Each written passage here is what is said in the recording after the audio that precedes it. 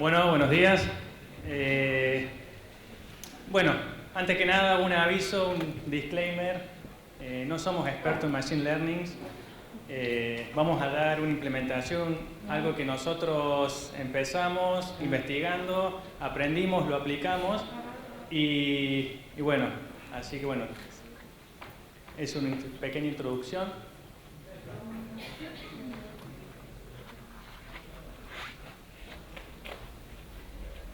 ¿Estamos? Bueno, para darle un poco de contexto de qué se trata la charla. Nosotros empezamos a escuchar mucho, como ustedes también lo habrán estado haciendo, de esto de Machine Learning, que empezamos a buscar qué era, de qué se trataba, qué hay. Así que bueno, mucha investigación. Encontramos algo en qué aplicarlo y bueno, básicamente por eso vamos a empezar con una teoría para que los que no conocen puedan entender un poquito de lo que se trata y después, más al final, vamos a estar mostrando cómo lo pusimos en práctica.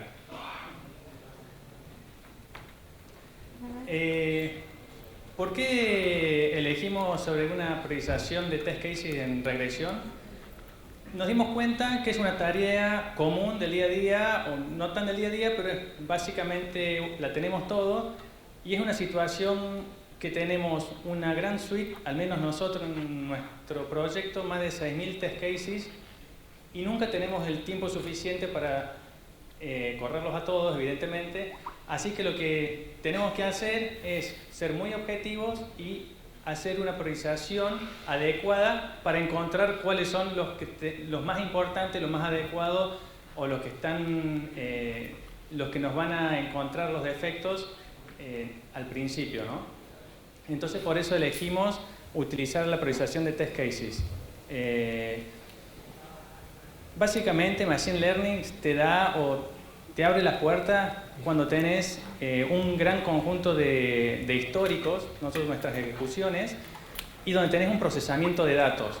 Entonces esas dos cosas, la priorización de test cases en una regresión, se complementan. Y es algo que nosotros tratamos de darle el conocimiento y entrenar a un algoritmo para evitar tener que estar cada vez evaluando, que haya un experto o un grupo de expertos identificando cuáles son los casos más adecuados. Entonces, evitando también así el riesgo de equivocarnos o de, como seres humanos, podemos olvidarnos algunos casos, algunos escenarios, es donde vamos a utilizar todo el poder del Machine Learning. Para dar más o menos una introducción, Machine Learning, el algoritmo o el modelo, requiere un ingreso, un dato de entrada, que pueden ser, en nuestro caso, son los test cases, y después una identificación de las características. Supongamos en el ejemplo que introducimos autos y lo que queremos es que nuestra salida, el modelo nos diga qué tan seguro es el auto. Es importantísimo, o creo que lo más importante del modelo de Machine Learning está en la identificación de características. Es saber qué cositas, qué factores tenemos que tener en cuenta o nos van a dar indicadores de si el auto es seguro o no. A lo mejor el color no me interesa, pero sí la cantidad de airbags, qué funcionalidades tiene. Entonces, la identificación de qué es lo que le voy a dar al modelo para que investigue y aprenda, es el punto más importante de todo este ejercicio. Luego, con esa información, vamos a pretender a enseñarle, como le enseñamos a cualquier persona, pero es a un modelo, a un algoritmo, a identificar y evaluar qué cosas hacen que sea más seguro o que sea menos seguro. Y por último, lo que vamos a hacer después de ejercitarlo es evaluarlo y ver qué tan acertado es nuestro modelo. Inteligencia artificial y testing últimamente llevan mejor y hay muchas cosas. Nosotros encontramos este ejercicio para aplicarlos en nuestro día a día, pero también hemos encontrado, por ejemplo, situaciones o algoritmos en los que predicen cuándo un bug puede ser reabierto en el futuro. O más en caja blanca, dependiendo del código, donde puede haber posibles bugs por la forma en que está escrito el código. Incluso para dentro de los requerimientos, la forma que está redactado, si hay ambigüedades o qué características puede tener la forma que está escrito en los requerimientos que pueden después generar defectos porque el desarrollador implementó ciertas cosas y que podían interpretarse de diferentes otras. Entonces, esto es más o menos para darles un contexto cómo inteligencia artificial y testing hoy en día se pueden vincular. Para empezar a hablar de algunos otros conceptos de Machine Learning, podemos identificar una clasificación de acuerdo a cómo el algoritmo aprende. Y vamos a tener tres tipos: aprendizaje supervisado, no supervisado y por refuerzo. El aprendizaje supervisado es aquel en donde el algoritmo va a aprender a partir de datos que nosotros le vamos a brindar para que entrene, pero también con información que nosotros le vamos a dar de antemano. Supongamos que tenemos un conjunto de imágenes y nosotros queremos que el algoritmo pueda determinar si esa imagen es un auto o no es un auto. Si el algoritmo es de aprendizaje supervisado, lo que va a necesitar es un conjunto de imágenes para poder entrenar, pero además cada imagen yo le voy a tener que decir como experto si esa imagen es un auto o no es un auto. Entonces de esa forma el algoritmo va aprendiendo, va descubriendo características de cada una de las imágenes y en el futuro, ante una imagen nueva que no conocía, va a poder determinar si esa imagen es un auto o no lo es. Por el contrario, el aprendizaje no supervisado es aquel en donde yo al algoritmo le voy a brindar un conjunto de datos para que entrene, pero no le voy a dar ninguna otra información. El algoritmo va a analizar ese conjunto de datos, va a tratar de encontrar patrones, relaciones entre todos los elementos y me va a brindar a mí información. Entonces, yo ahora no le voy a decir cómo tiene que clasificar, sino que el algoritmo me va a decir, mira, yo encontré, con todos estos datos que me diste, encontré que puedo clasificar en auto pequeño, auto grande, camioneta. Es decir, el algoritmo me va a brindar información que luego yo voy a tener que analizar. Y el aprendizaje por refuerzo es una suerte de combinación de los dos.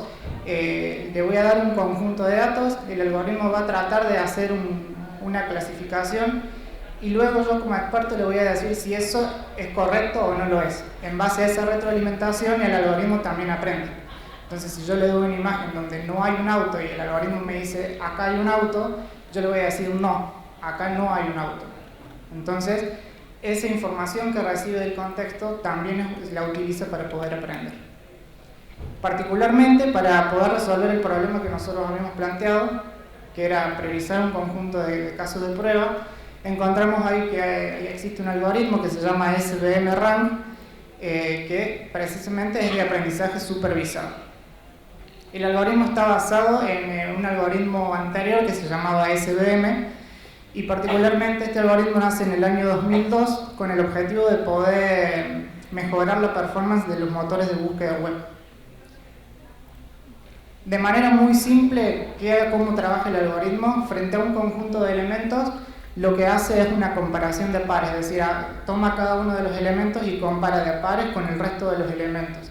A partir de las características que nosotros determinamos que son importantes para determinar si un elemento es más relevante que otro, el algoritmo lo va a ir analizando y va a ir, en base a esos pesos de esas características, moviendo esos elementos dentro del ranking para finalmente tener una lista priorizada, que es lo que nosotros necesitamos. En base a esto, ¿cuál es la propuesta que nosotros planteamos para poder resolver el problema? Partimos de un repositorio de casos de prueba, que en nuestro caso es una herramienta de gestión de pruebas que usamos en el proyecto. Esa herramienta de gestión de pruebas nos permite exportar datos de ejecuciones de casos de prueba. Esa exportación la hace en un archivo Excel, pero tiene mucha información desordenada y no toda la información que tiene es útil, porque a nosotros en ese momento no nos sirve. Entonces lo que desarrollamos es una aplicación Java que lo que hace es leer esa información, ordenarla, sacar las características que nosotros determinamos que son importantes, que lo llamamos parámetros de priorización, y me entrega un resultado, un conjunto de datos ya ordenado y con los datos que nosotros realmente consideramos que son importantes. Con ese conjunto de datos, lo que nosotros hicimos fue dividirlo en dos, un conjunto de datos de entrenamiento y luego un conjunto de datos de prueba. Los datos de entrenamiento se los vamos a brindar al algoritmo para que entrene, aprenda, y de ese aprendizaje va a obtener un modelo. Luego ese modelo es el que nosotros vamos a utilizar para poder, con los datos de prueba, ejecutar ese modelo y que nos brinde un conjunto priorizado, que es lo que nosotros queremos lograr. Para el entrenamiento usamos ejecuciones de casos de prueba durante un año aproximadamente, que son más de 27.000 ejecuciones, y bueno, con esos parámetros que nosotros fuimos los que determinamos que son importantes. Algo a tener en cuenta que es muy importante es el set de datos. Mientras mayor sea el set de datos que tengamos, mejor y más preciso va a ser el modelo que vamos a crear.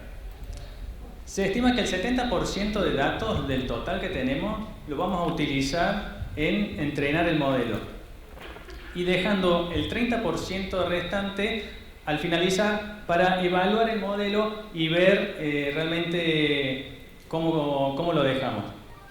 Es muy importante que este 70% de datos no sea solamente el 70% de datos del total, sino, como le mencionamos antes, tiene que estar, es la parte donde buscamos las características y tratamos de identificar absolutamente la mayor cantidad de los casos, de las opciones, dentro de los entrenamientos.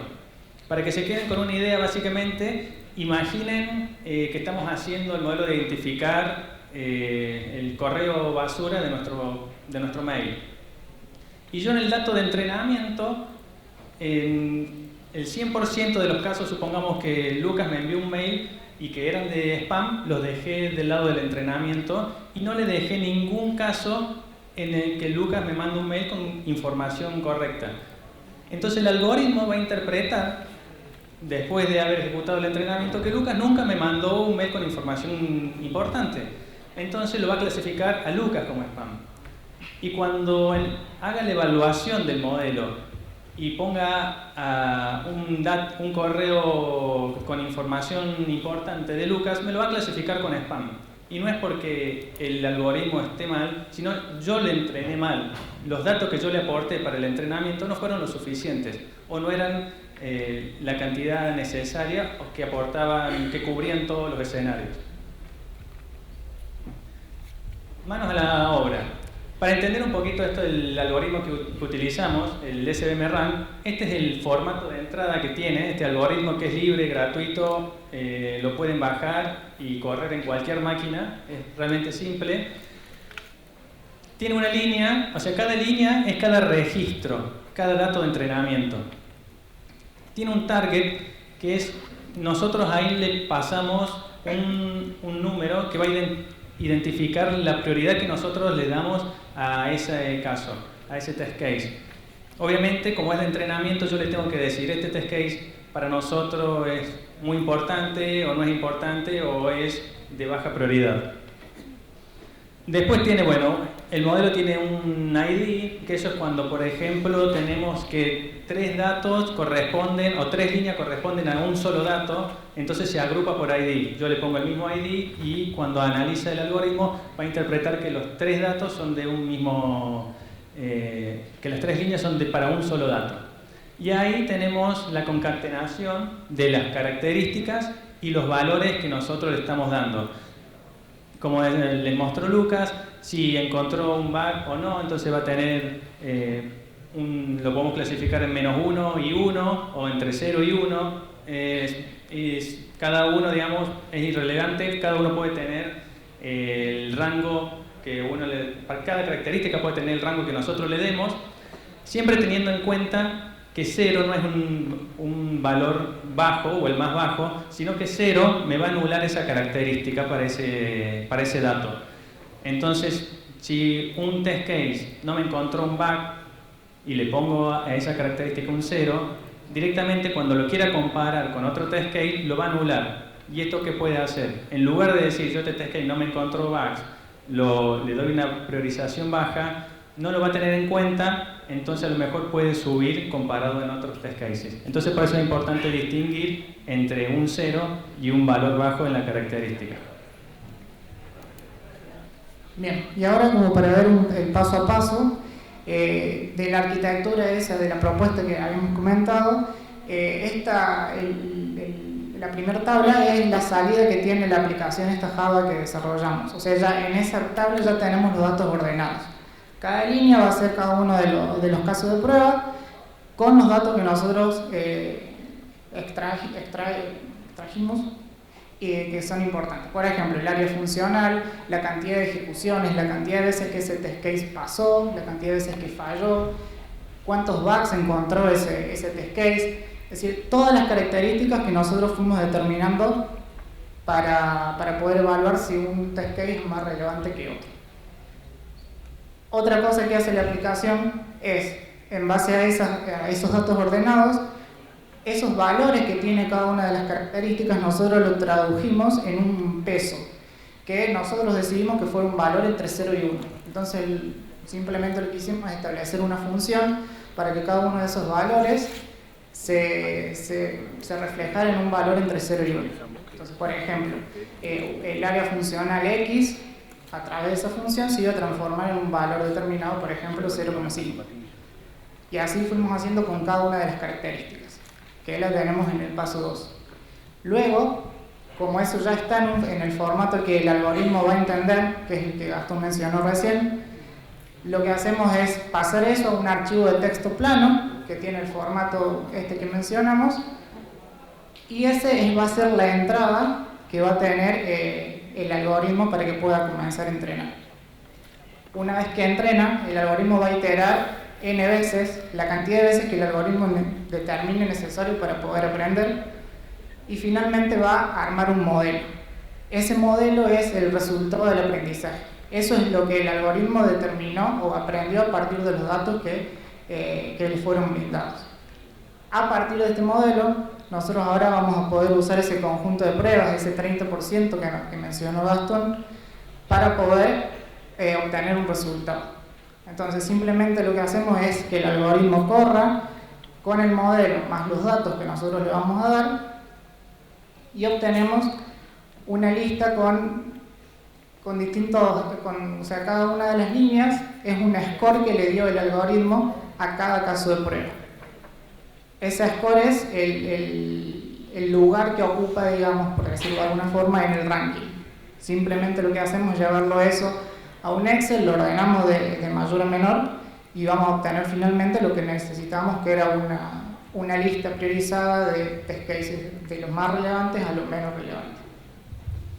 Algo para tener en cuenta, no es un modelo por refuerzo, sino no es que tampoco a la primera vez ya van a tener el modelo, lo van a aplicar y sale andando, ya tienen la priorización de los test cases. Evalúas el resultado y te vas dando cuenta que decir, mira, no tuve en cuenta tal cosa o tal características, y empezás a agregar o sacar, cambiar valores. Ahí es cuando nosotros nos dimos cuenta que poniéndole 0, los test cases que no habían encontrado bugs estaban priorizados altos.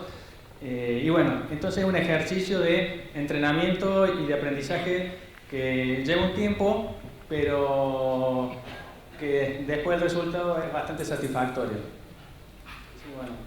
Por ejemplo, la primera vez que lo corrimos, de repente obtuvimos resultados y vimos que no era coherente. Entonces el problema no estaba en el algoritmo, sino en cómo el algoritmo había aprendido. Y en realidad el algoritmo aprendió con datos que nosotros le dimos. Entonces lo importante de estos tipos de procesamiento de Machine Learning es no tanto programar un algoritmo, que ya hay soluciones probadas que funcionan, sino es cómo enseñarle y brindarle los datos realmente correctos. No sé si hay alguna pregunta.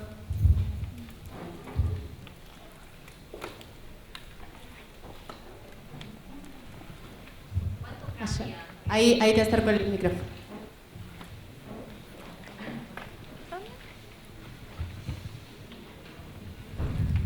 No, digo, ¿cuánto cambia la salida? O sea, no sé cada cuánto ejecutan este modelo eso... y no sé, suponte de los 6.000 casos de prueba que contaban que tenían, ¿cuántos son los que la salida les da que tienen que ejecutar sí o sí?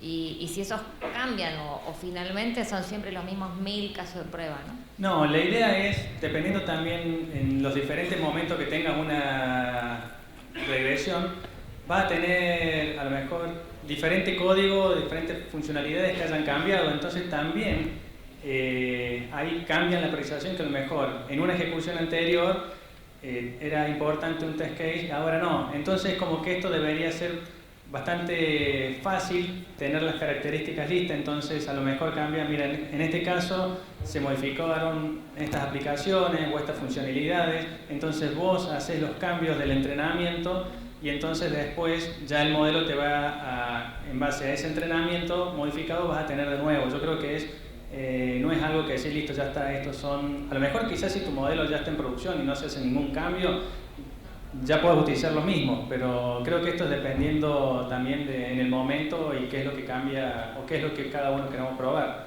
Gracias. Lo que hacemos con esto es evitar que haya una persona y por ahí que te olvides. Tenemos ya el conocimiento en un algoritmo que nos hace reemplazar eso. Dale, gracias. Acá hay una pregunta.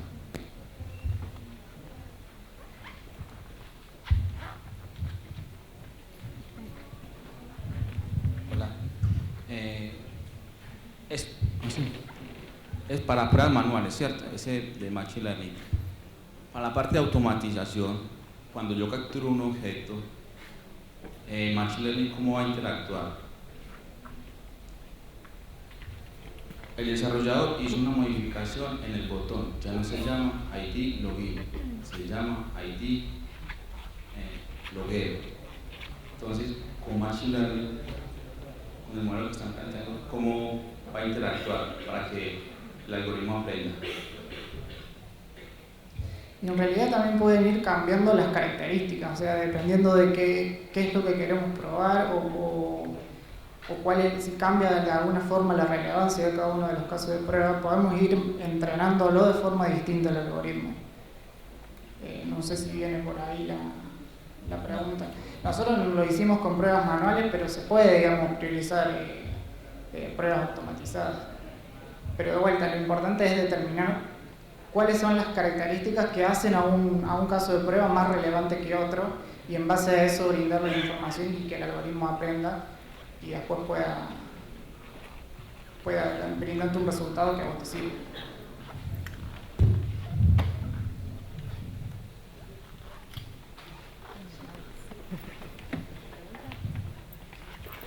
Un tester manual que está transitando su camino también en pruebas automatizadas.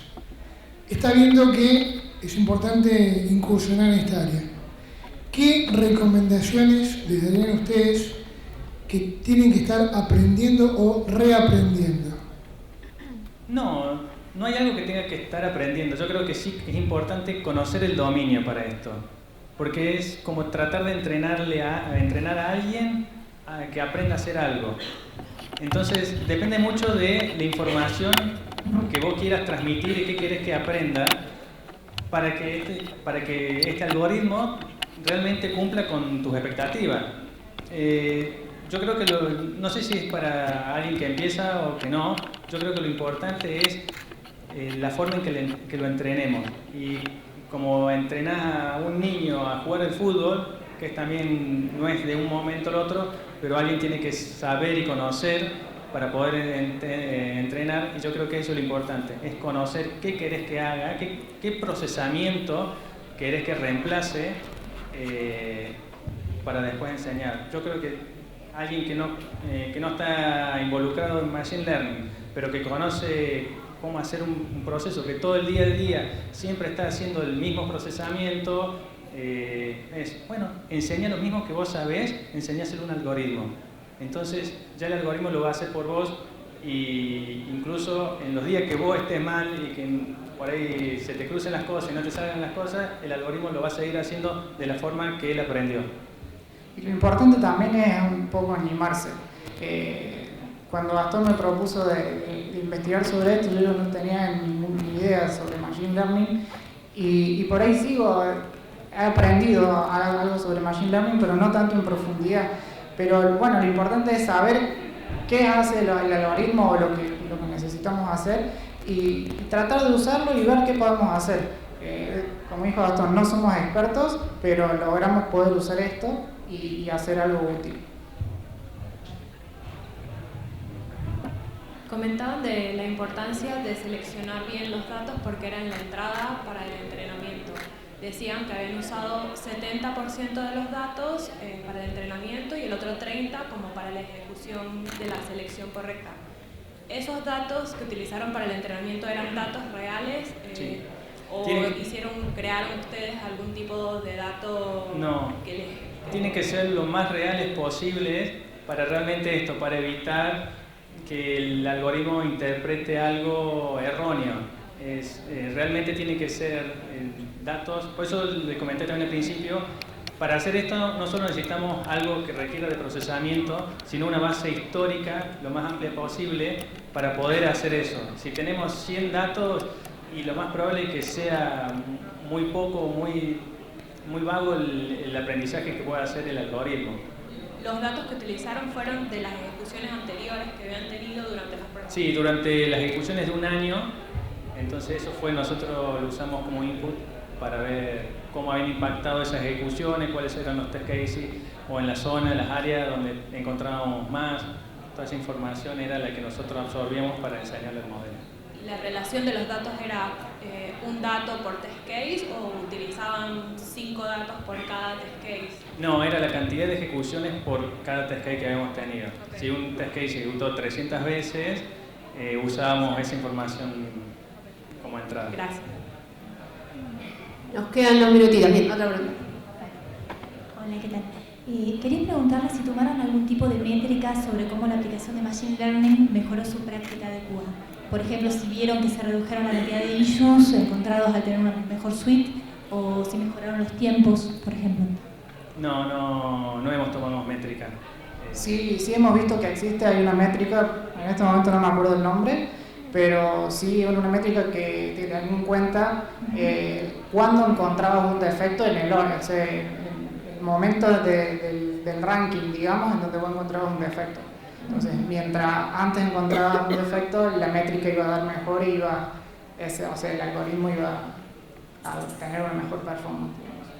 Muchas gracias. Bien. Muchas gracias, chicos.